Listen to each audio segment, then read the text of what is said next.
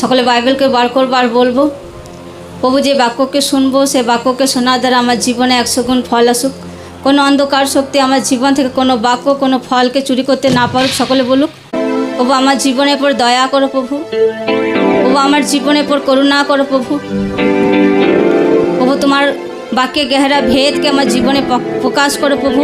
বাক্যের সঠিক জ্ঞান বুদ্ধিকে দাও প্রভু, যেন তোমার যে বাক্যকে আমি শুনি তোমার দাস দাসীর দ্বারা সে বাক্য ওয়ার্ড অনুসারে আমি জীবনকে কাটাতে পারি।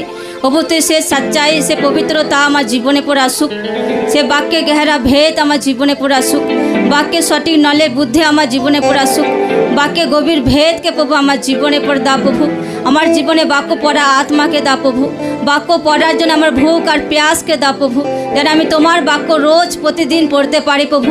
সে অনুগ্রহকে দাও প্রভু, সে দয়াকে দাও প্রভু আমার জীবনে। বাক্য পড়ার পেছনে যত অন্ধকার শক্তি আমাকে বাধা দেয়, সকলে বলুক, বাক্য পড়ার পেছনে যত অন্ধকার শক্তি আমাকে বাধা দেয়, এমন ডিস্টার্ব করে, এমন দুষ্ট আত্মা আমার জীবন থেকে প্রভু যীশু খ্রিস্টের নামে নাশ হয়ে যাক, প্রভু যীশু খ্রিস্টের নামে নাশ হয়ে যাক, প্রভু যীশু খ্রিস্টের নামে নাশ হয়ে যাক, প্রভু যীশু খ্রিস্টের নামে নাশ হয়ে যাক। যখন আজকে বাক্যকে শুনি প্রভু, আজকের পর থেকে আমি তোমার বাক্যকে আমি পড়বো। আজকে যখন বাক্যকে শুনি প্রভু, আজকের পর থেকে তোমার বাক্যের প্রতি মনকে লাগাবো আর প্রতিদিন আমি বাক্যকে পড়বো, যেন আমি বাক্যকে পড়ার দ্বারা আমার জীবনে ব্লেসিংকে রিসিভ করতে পারি। সকলে বলুক আমেন, আমেন। জোসে তারিফ হোক ঈশ্বরের নামে। সকলে বার করবো গণনা পুস্তক 6 অধ্যায়। এখানে ঈশ্বরের বাক্য বলছে যে,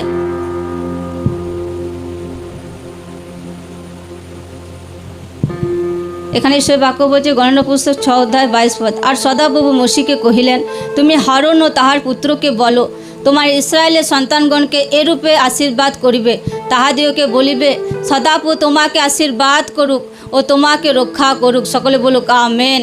এখানে 25 পদ। এখানে ঈশ্বর বাক্য বলছে যে, সদাপ্রভু তোমার প্রতি আপন মুখ উজ্জ্বল করুক ও তোমাকে অনুগ্রহ করুক। 26 পদ। সদাপ্রভু তোমার প্রতি আপন মুখ উত্তোলন করুক ও তোমাকে শান্তি দান করুক। সকলে বলুক আমেন। বাইবেল বলছে যে যীশুখ্রিস্ট, এই বাক্য দ্বারা কী বোঝা যায়?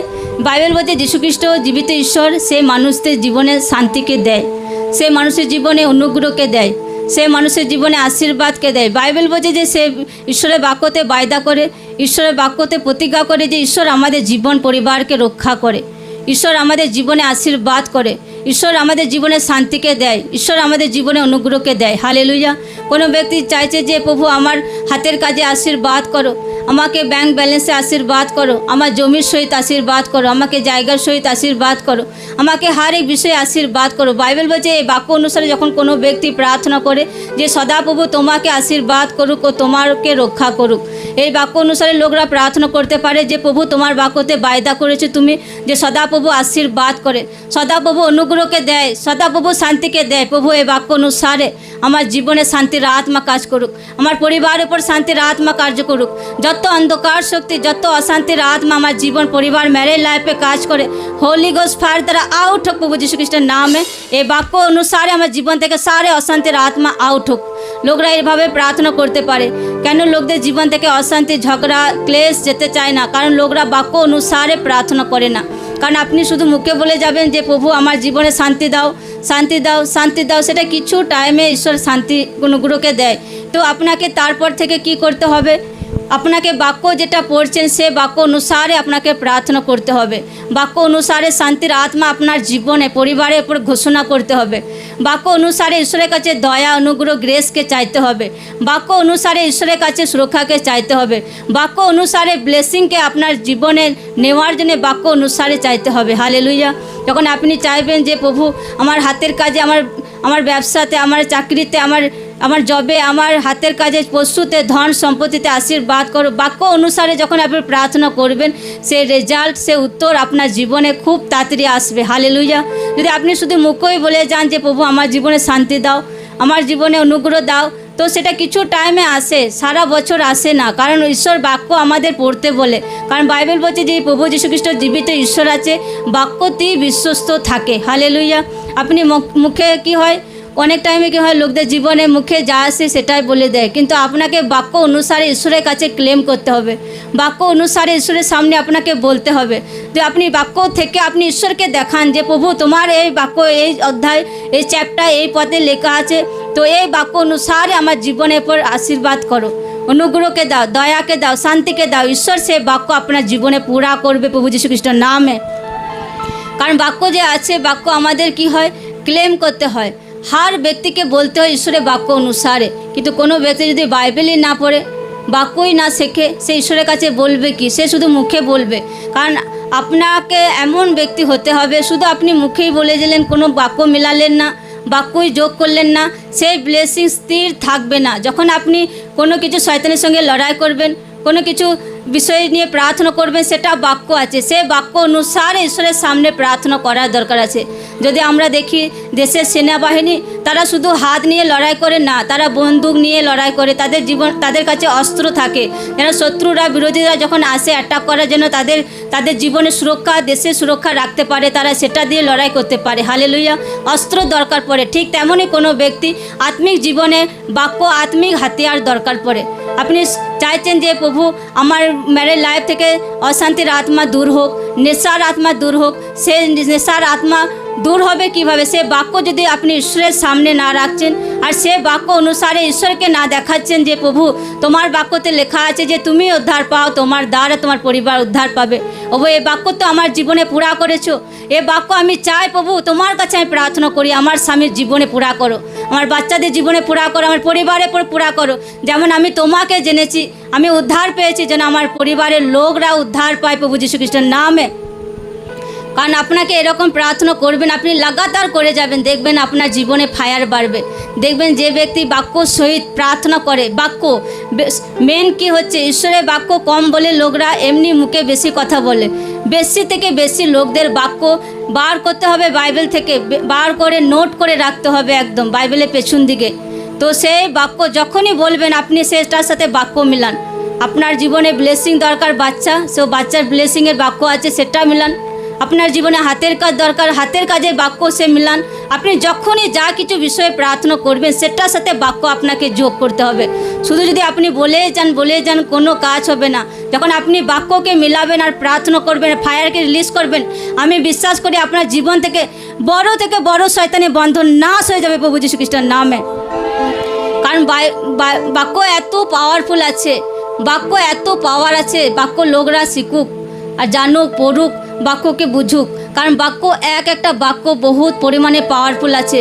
সে বাক্য অনুসারে যখন আপনি প্রার্থনা করবেন, আপনার জীবন আসান হয়ে যাবে, আপনার জীবন খুশি আনন্দতে ভরে যাবে, আপনার জীবন থেকে সমস্ত দুশ্চিন্তা দূর হবে, আপনার জীবন থেকে সমস্ত রোগের আত্মা দূর হবে, আপনার জীবন থেকে ক্লেশের আত্মা দূর হবে, আপনার জীবন থেকে ঝগড়া অশান্তির আত্মা দূর হবে, আপনার জীবন থেকে সমস্ত ফালতু ঝামেলা দূর হবে। হালেলুয়া। যখন আপনি বাক্যকে নিজের জীবনে প্রধান মনে করবেন, ঈশ্বরকে জীবনে প্রথম স্থান দেবেন। আর যদি দেখি লোকরা ঈশ্বরকে নিজের জীবনে প্রথম স্থান দিতে পারে না কেন?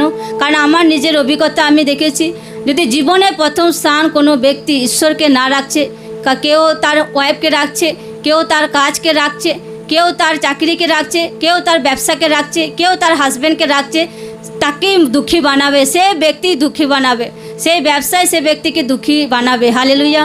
কেন? কারণ ঈশ্বর সাথে থাকবে তো জীবনের সমস্ত রকম ব্লেসিং আপনার সাথে থাকবে, আপনার পরিবার সাথে থাকবে, আপনার সাথে যা কিছু জুড়ে থাকবে সব কিছু ব্লেসিং বাড়তেই থাকবে, অনুগ্রহ দয়া বাড়তেই থাকবে। যদি আমরা ঈশ্বরের দাসকে দেখি, তার টেস্টিমনিকে দেখি, জীবনে প্রথম স্থান জীবিত ঈশ্বরকে রেখেছিল, আজ আমরাও উদ্ধার পেয়েছি, আমাদের জীবনও চেঞ্জ হয়েছে। এমন নয় যে আমরা আগেই প্রভুকে জেনেছিলাম, আমাদের অনেক কিছু ডাউট ছিল, অনেক কিছু অবিশ্বাস ছিল, অনেক কিছু ছিল আমাদের জীবনে যেটা সেটা থাকার নয়। কিন্তু আমরা যখন ঈশ্বরকে জেনেছি, তারপর থেকে আমাদের জীবন টোটালি চেঞ্জ হয়েছে। আজকে আমরাও ঈশ্বরের মহিমাকে করছি, আপনারাও ঈশ্বরের মহিমাকে করছেন। তো আপনারাও উদ্ধার পেয়ে গেছেন, আমিও উদ্ধারকে পেয়ে গেছি, আর পরিবারের লোকরাও উদ্ধার পেয়ে গেছে। হালেলুয়া।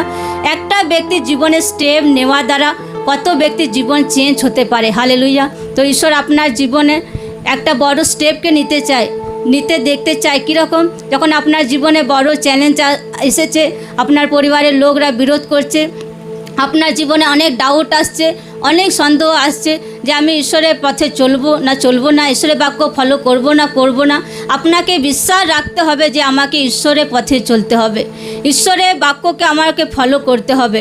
আমার জীবনে বিরোধ আসুক, অভাব আসুক, পরিবারে ক্লেশ আসুক, অশান্তি আসুক, যা কিছু আসুক, আমি ঈশ্বরের বাক্যকে ছাড়বো না। হালেলুয়া। যদি কোনো ব্যক্তি ঈশ্বরের বাক্যকে নিজের জীবনে প্রথম স্থান দেয়, ঈশ্বরকে প্রথম স্থান দেয়, বাইবেল বলছে সে ব্যক্তির জীবনে দুঃখ আসবে, তাড়না আসবে, নিন্দা আসবে, অনেক কিছু আসবে, তার সত্ত্বে সে ব্যক্তির জীবন একটা গ্লোরিময় জীবন হবে। হালেলুয়া। তার জীবনে সারে পরীক্ষা, সারে লজ্জাকে ঈশ্বর খতম করবে। তার জীবনে একটা এমন মহিমা দেবে ঈশ্বর হার ব্যক্তির জীবনে। যে ব্যক্তি ঈশ্বরের বাক্যতে দাঁড়িয়ে থাকবে, ঈশ্বরের প্রতি বিশ্বস্ত থাকবে, ইমানদার থাকবে, হার ব্যক্তির জীবনে যা কিছু সে ব্যক্তি হারিয়েছে তার জীবনে দ্বিগুণ আশীর্বাদকে রিটার্ন পাবে প্রভু যীশু খ্রিস্টের নামে। সকলে বলুক আমেন, আমেন। কারণ বাক্য এত পাওয়ারফুল আছে, বাক্যই জীবিত ঈশ্বর আছে। যখন কোনো ব্যক্তি যখন বাইবেল পড়ে সে কাকে দেখছে? যখন বাইবেল পড়ে তো সে ঈশ্বরকে দেখছে, ঈশ্বরের সামনে যাচ্ছে, সে ঈশ্বরের বাক্যকে পড়ছে মানে ঈশ্বরকে দেখছে। সে বাক্য যখন পড়ছে যে যীশুখ্রিস্ট ক্ষত সকল দ্বারা আমি রোগ থেকে সুস্থ হয়ে গেছি, মানে ঈশ্বরের বাক্য পড়ছে সে ব্যক্তি কিন্তু ঈশ্বরকে দেখতে পাচ্ছে বাইবেলের মধ্যে, ঈশ্বরের বাক্যর মধ্যে।